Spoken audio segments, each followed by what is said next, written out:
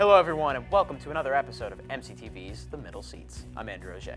I'm Jake Hensler. The Middle Seats is your source for all things cinema here at Marist College. Our show is typically divided into 3 segments. We'll be counting down the top stories of the week with the top 5, then we'll move on to a review of Matthew Vaughn's Kingsmen, The Secret Service, and then we'll do a special Oscar edition of Bang Bang. Take a seat, everyone. It's going to be a classified ride. So I gotta say, I'm really glad we used Chris Cornell's James Bond music. Yeah. I love Chris Cornell. I think he's a great singer. And I think it's really appropriate with the spy theme that we have going on with Kingsman this week. Absolutely. First of all, I want to say thank you, everybody that's watched our 50 Shades episode and all the feedback we've been getting. We really appreciate knowing that people are actually watching us and caring what we're doing. It was probably our second most popular episode behind our pilot episode. Right. And I didn't get to say it in person. We said it in the credits afterwards, but I want to say thank you to everybody that helped us do that final segment. It really means a lot for you to get out there and embarrass yourself a little bit. Yep. Big thank you for everybody who went out there and just really bolded the obscure writing of E.L. James's 50 Shades of Grey. Yeah. I'm kind of glad I didn't have to do it. I think it would have been funny, and I think it would have had a good twist, but I don't think it would have been that funny if we did it. I think it's funnier to not if we did it. I'm let just other saying. people step in the spotlight. Just saying, it's just kind of been awkward. But hopefully this week we do as well as last week, right? I think we will. Let's try it. Before we get our licenses to kill the Kingsman review, we've got to talk about the news. This is the top 5. These are the stories of the past week that we found the most appealing and are ranked in ascending order. There are some stories that aren't inherently relevant, but they just melt your heart like a popsicle in the sun. This is one of those stories. During the writing of Harry Potter and the Goblet of Fire back in 1999, author J.K. Rowling received fan mail from a family friend of 9-year-old Canadian girl Natalie MacDonald, who was battling leukemia at the time. Natalie used the Harry Potter books as a source of escape from the fight, and Rowling attempted to contact her with an intimate email about the books, but Natalie unfortunately passed away before the email reached her. So to commemorate the young girl, Rowling referenced her in a passage during Goblet of Fire, making her the only actual person to ever be referenced in the series. I was just kind of like perusing for news this week, and I found this, and I thought this was a really nice story. Yeah, it's not the typical Middle Seas, but it's a very nice story, very touching. And there's actually a similar story from J.K. Rowling. The actress who plays Luna Lovegood, I don't know her actual name. I can't remember off the top of my head. Yeah. I think she was battling some kind of disease also, and J.K. Rowling said, like, if you get through it or something, I'll cast you as a role, and she did, and ended up as Luna Lovegood. Mm-hmm. And she killed that role too. Yeah, It was really fantastic. did really well. Sometimes we forget, we talk about a lot of popular culture stuff and some media things that are distraction from people's lives, but sometimes we forget about the bigger picture. And this is a story that reminds you of the bigger picture and how decent humans can be at times. Yeah, and I mean, a lot of the times you'll get like the failures or the negativity on the front page of newspapers, and it is nice to just get It's this always kind of nice story to have again. positivity. Oh, yeah. Absolutely Really nice agree to with get this that, kind of yeah. stuff. So, as if you didn't get enough of our super comfortable and not awkward at all episode of 50 Shades of Grey last week, we're deciding to give you a little bit more. Except this is our genuine news for moviegoers and fans of the books and films, if they even truly exist. But there are rumors that Jamie Dornan may not return to play the lead male role of Christian Grey. A representative for the actor said that this is not true, but apparently Dornan's wife has yet to see the film and doesn't like the strong sexual nature of the film or the unwanted attention of millions of female viewers. So rumor has it that Dornan has debated finding a way out of the sequels for personal matters concerning him and his marriage. But of course, these are all just rumors, but it is something to chew on nonetheless. So, I don't personally care too much. I mean, it's like... That's good. I don't care. Mean, what I'm saying is, like, I don't get too personal into actors' lives. I don't care that much about what they kind of do. Except when Matthew McConaughey was found on drugs naked playing the bongos. That's pretty funny. A long time ago. Anyway. Okay. But I mean, it's just like, I don't know. Like, this isn't... It's their job. Here's the thing. I know. At the end of the day, it's their job. Like, they're playing a role.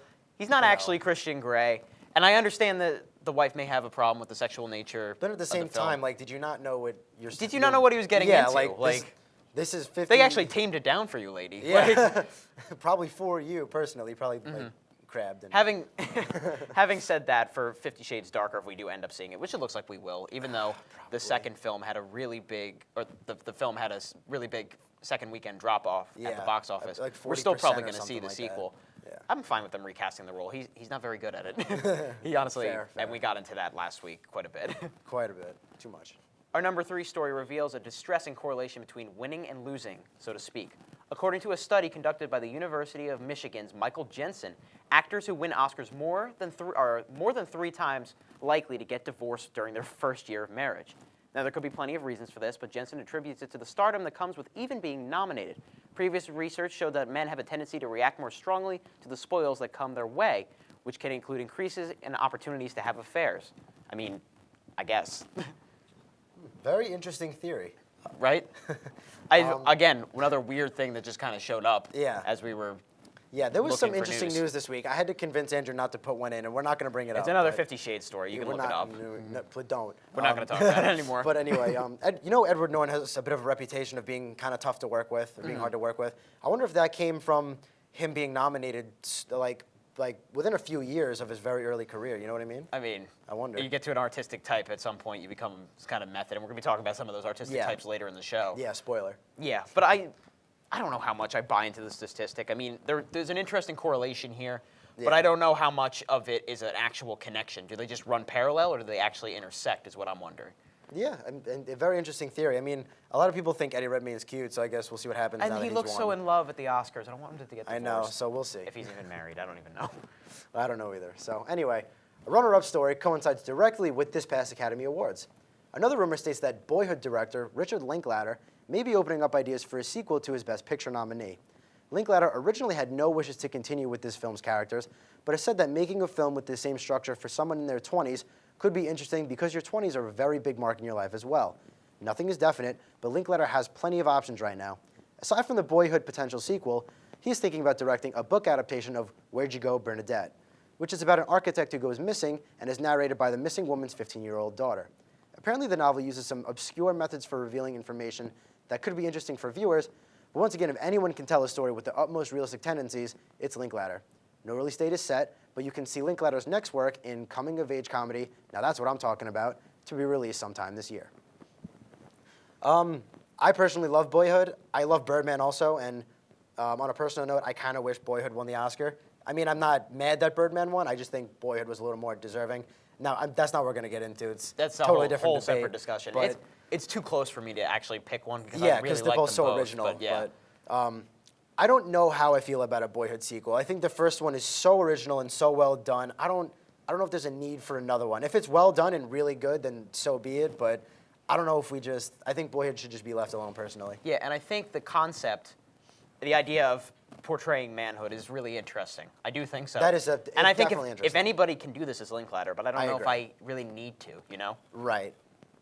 Yeah, So, yeah, absolutely. I mean, I haven't seen the Before trilogies, Before Sunset and Midnight and whatever else, and I know he follows a relationship also and watches them progress, like he did with Boyhood, just following the kid.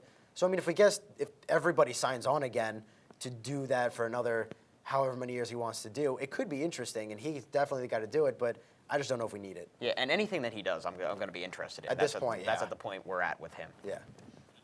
For years, nay, centuries, just years, we've attributed the Spider-Man character to the character of Peter Parker, but that actually hasn't been the case in recent comics. Through a bunch of variously complicated comic book circumstances, the character Miles Morales is currently the web-slinger on the page.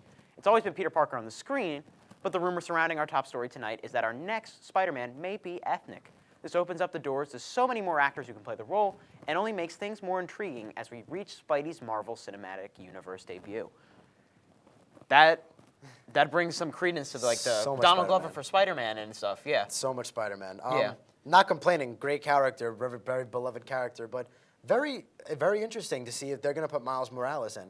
This is a way that they can differentiate themselves from all the past series. Yep. I wonder if they're going to do that with the next Green Lantern. He was Hal Jordan. Now maybe he'll be John Stewart in the next one. Good point. Yeah. They made Thor a female. Yeah. I don't think we'll ever see that on screen. Probably not. I don't know. Maybe yeah, they're doing a lot way of down stuff the like road, that. but as far as where Chris Hemsworth's killing the role right now, I don't think they need to and he's work on getting paid recasting well that. for it. But anybody you can think of that you would want to play Spider-Man, now that they have opened up the possibility of a Miles Morales. I'd have to put some thought into it. That's difficult. Because, I mean, Yeah. we were just talking about Dylan O'Brien, Logan Lerman, even the kid who starred in They're good Peter Parker in choices Kingsmen. still, yeah. Yeah. Yeah. But for Miles Morales, it's just a whole different door. I'd really have to think about it. I'm not sure. Yeah, and I like Donald Glover as an idea. The kid that's about to do the lead in Star Wars, I think, could do it, John Boyega. Yeah, that would be pretty decent. Yeah, but I don't think he's going to take on two major franchises like that. that would Star Wars and Marvel. Yeah, like share a little bit. Come on. But yeah, we're going to have to see. We'll do a lot more research on this as we go on. Oh, you'll get plenty. Don't worry. Plenty of more talk coming up. That'll do it for the top 5 this week. It's time to slide into our feature review of Matthew Vaughn's Kingsman, The Secret Service. Jake, let's do it. All right. Matthew Vaughn is well on his way to becoming a very stylized director if he can keep up the streak of films he is going. Not too specific like Tarantino, but a style that makes you kind of feel terrible for enjoying how violent his films are. His last 3 films being Kick-Ass, X-Men First Class, and now Kingsman seem to have a bit of a reoccurring theme. First Class is considered by some to be the best X-Men film to date, and it is certainly one of the most fun, and is also well written and directed. It gives intensity, but not to the extent that the previous mentioned films gives, but great nonetheless. Kick-Ass is a hell of a ride, and that's where Kingsman's similarities come from. Kick-Ass and Kingsman both have a feel that could be PG-13, except for the extreme language and insane violent nature. And that's what Vaughn's style seems to be creating. Films which have kind of a relatively younger premise, but are absurdly violent with mature content that make it for somewhat older audiences. Kingsman is probably my least favorite of the 3 I've seen, but that's not a knock considering I really enjoy both Kick-Ass and X-Men First Class. Kingsman is a very fun ride with likable characters and a great premise to the whole film. The film is about a troubled boy, Eggsy, whose father passed away when he was young, and his mother has many issues of her own. Eggsy, played by up-and-coming actor Taron Egerton, has never finished school or really anything, but always finds himself in some sort of mischief. When he is recruited to be a part of the Kingsmen, a secret spy organization that his father was a part of, he is put to the test and given a great opportunity to make something of himself, all happening right before a global crisis is about to unfold. Eggsy is recruited by one of the Kingsmen's top members, Harry Hart, played by Colin Firth, who was on the mission when his father died and sees potential in Eggsy. While Eggsy is in training, Hart is working on figuring out what the evil master plan is of the villain in the movie, Valentine, played by Samuel L. Jackson. I'll start with the acting by saying that this ended up being a great role for Jackson. He has a truly horrific plot to ruin mankind, and yet he's comical throughout the film. His tendencies, as well as his speech impediment, are very well done to make him a likable character, even for a villain. Colin Firth is also really good as an action hero. I never thought I'd see the day where the Oscar winner for The King's Speech would deliver such an awesome action scene, as well as witty, clever dialogue. The main character, Eggsy, gives a good performance as well, as a punk kid who deals with life's troubles the best he can, whether it's taking care of his baby sister and dealing with his mom's thug boyfriend and his goons. He captures the role pretty well, and this could definitely propel him into stardom. His character development is also good, going from his terrible origins to maturing through the Kingsmen. You really enjoy watching him become a hero. All the small roles include Mark Strong as Merlin, more of a technology investigative type. Michael Caine is one of the leaders of the Kingsman organization. Sophie Cookson as Roxy, who is another Kingsman recruit, and becomes good friends with Eggsy along the way, and a surprise performance from Mark Hamill in a smaller but important role as a college professor. All relatively well acted too. Now for the good stuff, the action scenes. There are mainly 2 types of action scenes in the film. The intense flooding and skydiving scenes during training sequences, which are probably more adventure than action, but add excitement and intensity to the film nonetheless. And then there are the really cool and well-choreographed fight scenes. Vaughn definitely took a page out of his own book from Kick-Ass with these scenes, and they are very cool, very fun, but very over the top. They all work much like Kick-Ass does, though, from bar fights to shootouts, all the way to one of the most insane every man for himself brawls I've seen in recent memory. We even get a chick with blades for legs. I mean, need I say any more? So there is much untouched material as far as the fight scenes go, and as much fun as it is, it's not perfect. I had a bit of a problem with the evil master plan. While yes, it's probably one of the most evil plans I've seen in a movie in a long time, this became a direct result of why I had a hard time believing that so many people bought into it. Avoiding spoilers here, but there were way too many people on board with this idea or plan for me to believe. Other than that, the scenes that weren't action-packed can seem a bit dull at times, but not often, and definitely not boring either. The best way to describe this film is fun. It's not great or a masterpiece, but it is very fun, and it's a great movie to throw on when you're looking to veer away from anything too serious or dramatic. The movie has clear but great James Bond homages. Valentine actually addresses it throughout the movie, and gives a really fun but new take on the spy world. Kingsman takes away some slight seriousness and realism from the concept, only to inject it with tons of action and excitement for, well, not the whole family exactly, but more like a bunch of dudes looking for a good time at the movies. This marks 3 good memorable films in a row for Matthew Vaughn, and watch out for him and in his insane style in the future.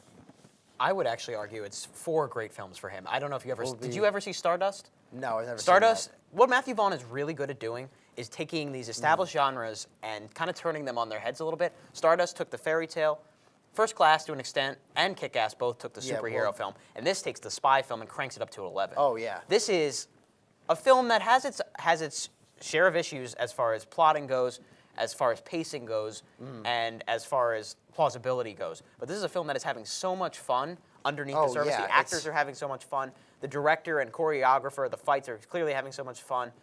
This is just one of those films that you just sit back, kill about 2 hours, and you just have a great time. Yeah, you just watch and excitement with people getting brutally murdered. I mean, and it's also good that Tarantino didn't direct this film, because could you imagine how bloody and gory it would be? There's a sequence that in a hate church down in the South. I forget where, I but forget yeah. exactly where, but it's one of the most bloody and awesome action sequences I've ever seen. It's insane. It's choreographed in a way that's stylized. It's hyperkinetic. Yeah, and it's quick. It's tense. It's brutal. That's what I was going for. It's like a crazy every man for himself kind of like no rules brawl in this church, nonetheless. And it's just like when it breaks out, it's just oh my God, and what is happening? This is Colin Firth's movie, I think.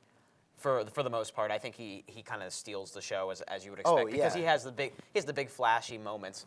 But honestly, I think is it Egerton? Egerton. I think so. Egerton, he's really good too. Yeah, he has no, a lot of good charisma performance. and a lot of strength, and you see him come into his own as the movie goes on. Samuel's having so much fun Oh here. yeah, Samuel L. Jackson's lisp and whatnot are just absolutely great. Yeah, this is not for the Little faint. technical difficulty. This is not for the faint of heart. But I think that if anybody wants just a good time at the movies, this is gonna be for them. Oh, yeah, As long and as you can handle stuff like this. That's true. I mean, if you're not into the overly violent films, don't bother, because it's just you're probably not going to enjoy it. But one thing I wanted to address is if you break the movie up into 3 acts, first act good, second act good, third act is just Phenomenal. oh my God, Phenomenal. What The last what half just hour of the happened? movie is incredible. Yeah, it's like one of those movies where it's not overly complicated. There's nothing hard to understand, but it's like if it's on, you'll watch it. Like if I'm doing work and it's on, I'll keep it on. But then when the last half hour comes on, I'm stopping what I'm doing and I'm watching. Yeah. Okay, so I think it's time for us to give our Yes, ratings. definitely. I'll go first here. I gave it an 8 out of 10.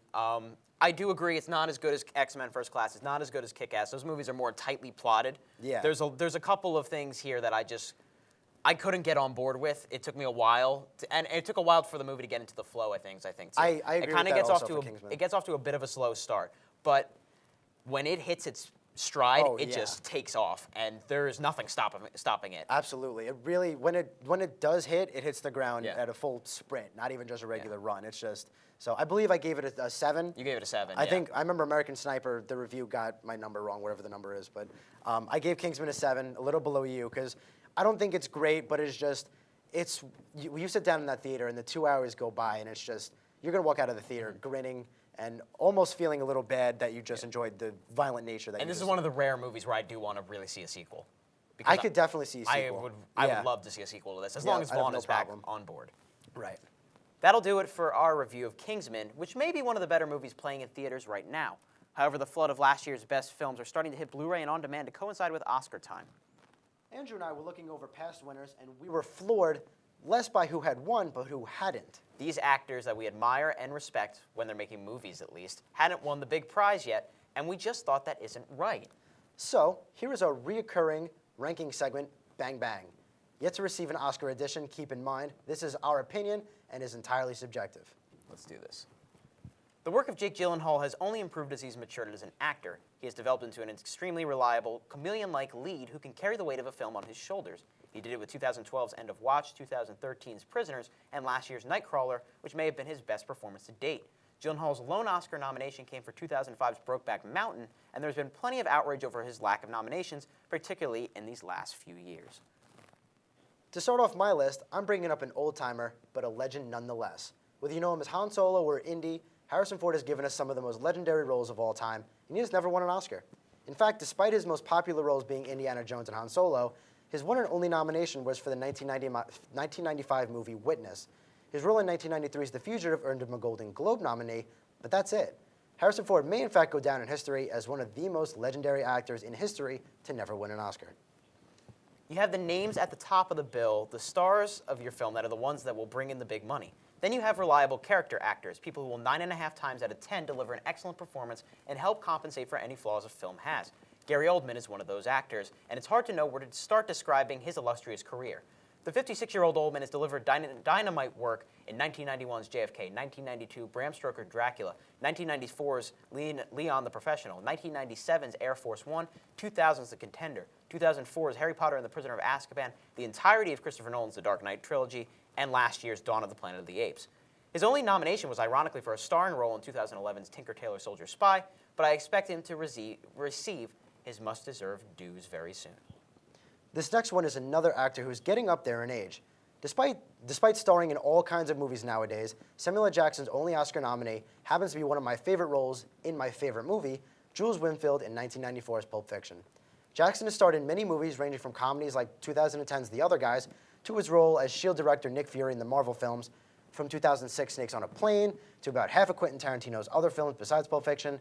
Sam Jackson may not have an Academy Award on his lengthy resume, but don't bring it up because he probably didn't ask you a goddamn thing. Though it may not seem like the stench of January's Mordecai is washing out of theaters anytime soon, Johnny Depp was once an eccentric, lovable actor that we relish seeing.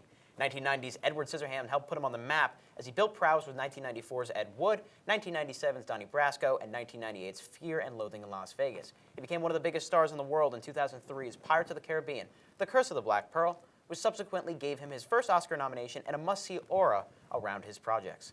Having also been nominated for 2004's Finding Neverland and 2007's Sweeney Todd, the Demon Barber of Fleet Street, Depp's stardom has clearly peaked in the rough patch he's been going through lately, but it's hard to believe that he's never won the award, especially at his height. This next actor had quite the career comeback following some drug addiction troubles, and he's definitely on top now. Robert Downey Jr. received his first nomination in 1993 for playing Charlie Chaplin, then didn't land another relatively big film until 2007 with Zodiac, and the following year landed the role of Iron Man, and the rest is history. But with such recent star power and diversity in his roles, being that his second nomination was for his comedic brilliance in 2008's Tropic Thunder, losing to only Heath Ledger's Joker performances, it's becoming a wonder of when he will get his next nomination. The only female on this list deserves to be here because of the sheer amount of nominations she's received without a win so far. It seems that anything that Amy Adams does will at least have her performance to count on, and it's not like the Academy of Motion Pictures Arts and Sciences has neglected her. She's already received 5 nominations for 2005's Junebug, 2008's Doubt, 2010's The Fighter, 2012's The Master, and 2013's American Hustle. Her nominations have just come at years where others have given better performances. You have to think it's only a matter of time before the beautiful Adams converts that nomination into a win. My runner-up is Edward Norton. Norton received his first Oscar nomination for his first ever film, 1996 Primal Fear. Followed that up with solid work in The People vs. Larry Flint in 1998's Rounders, and then delivered a career-changing performance, earning his second nomination as Derek Vineyard in 1998's American History X. He then starred in Fight Club just a year later, and has shown quite a bit of range throughout his career, having just recently been nominated for his third Oscar in Birdman. With 3 nominations under his belt, and his first coming at the earliest part in his career, it's almost amazing that he hasn't won yet. Joaquin Phoenix is a weird dude. I mean, look at him. No one should ever deny that fact. But that may be what makes him such a compellingly mesmerizing actor to watch. His ability to disappear into a role, I think, is aided by his enigmatic personality off-screen. He's been nominated for an Oscar 3 times, for 2000's Gladiator, 2005's Walk the Line, and 2012's The Master, which I personally thought was the best performance of that year, male or female. I wouldn't dare to forget his work in films such as 2004's Hotel Rwanda and The Village, 2007's We Own the Night, 2013's Her, and apparently last year's Inherent Vice. I wouldn't dare to forget them because I'm afraid of you, Joaquin Phoenix. I don't think you're a stable human being, and I don't like looking into your eyes. However, that's why I think you're so brilliant, and that's why I think you should be rewarded. The #1 actor to have never won an Oscar is Nicolas Cage. Just kidding, even he won an Oscar for 1995's Leaving Las Vegas. No, this list is obviously topped by who else but Leonardo DiCaprio. Being nominated 4 times for his roles in 2004's The Aviator, 2006's Blood Diamond, 2013's Wolf of Wall Street, and 1993's What's Eating Gilbert Grape. At just the age of 19, it's crazy he hasn't won an Oscar yet. But his acting credentials don't stop there. He's given us Oscar-worthy performances in films like 1997's Titanic, 2002's Catch Me If You Can, and Gangs of New York, 2006's The Departed, 2012's Django Unchained, and many, many more. However, Leo is coming out with a film with the most recent Best Director winner, Alejandro Gonzalez Iñárritu, and if he gets nominated for his role in that, you can bet everyone will watch the Oscars that year, because assuming Leo will win at some point, I can't wait to hear that Oscar speech. I love that every time we say Iñárritu, like either one of us, it just makes me laugh every single time, just because we try to add the accent so bad, but we can't. I took Spanish for a while. I took like 2 years of it. Anyways, good list for both of us, I think. Yes, very good points brought up and all. It's really hard to believe that some of these big names have never won. I know. I worded the DiCaprio one weird. He's obviously not 19. He played Gilbert Grape when he was 19. Yeah, it was just the way. He was Arnie Grape at 19 years old. Yeah, the way that the sentence was Yeah. written was just kind of off. But yeah, he was nominated at 19, or he played the role in Gilbert Grape at 19, was nominated when he was 20. But like, Yeah. I think he's 40 now, still hasn't won. It's just like, I don't know if he's that old. He's somewhere around something there. like Yeah. that. Like, what's going on? You want to talk about honorable mentions? I think we were going to do Matt Yes, Damon. this is a big list if you think about it. Matt Damon has never won an acting Oscar. John Goodman, Stephen Buscemi's never even been nominated. Yeah. Affleck, if we're doing acting, like Yep. Brad Pitt has never won an Brad acting Pitt's Oscar. never won an He was a acting producer Oscar. on 12 Years a Slave, so he has one, but he hasn't won it for acting. Yeah. It's just these are there's- some of the biggest names in Hollywood, and there's they had there's never a been lot. rewarded. Yeah. It's just maybe because it's a mix of bad timing. Yep. It's a mix of I think that's DiCaprio. lack Just of bad buzz timing. sometimes. DiCaprio's had bad timing. Yeah. That's been his biggest thing, I think. But I hope they all get rewarded at some point. Yeah, and a brief note on up-and-coming actors. I know Cumberbatch just got nominated. I'm sure he'll get one at some point, and I really want to see Tom Hardy get one. Tom Hardy, yes. Tom Hardy is one of my personal favorite actors working right now. Is he the one co-starring in The Revenant? I think so. Okay. Yep. Him and DiCaprio are in that Inarritu movie we were talking about. So hopefully one of them gets nominated, and Or hopefully both. one of them wins. Hopefully the movie's good, first of all. Yeah, let's hope it's good. Let's forget about that. Well, the orchestra is telling us to wrap up, so that'll end this episode of The Middle Seats. Like us on Facebook, email us with questions, concerns, or requests. You know the drill. Next week, we'll be doing Will Smith and Margot Robbie in Focus, and we aren't lying this time. We really will be reviewing that. That'll do it for us. I'm Andrew Ojay. Jake Hensler. Keep that seat warm, everyone. We'll be back before our cover can be blown.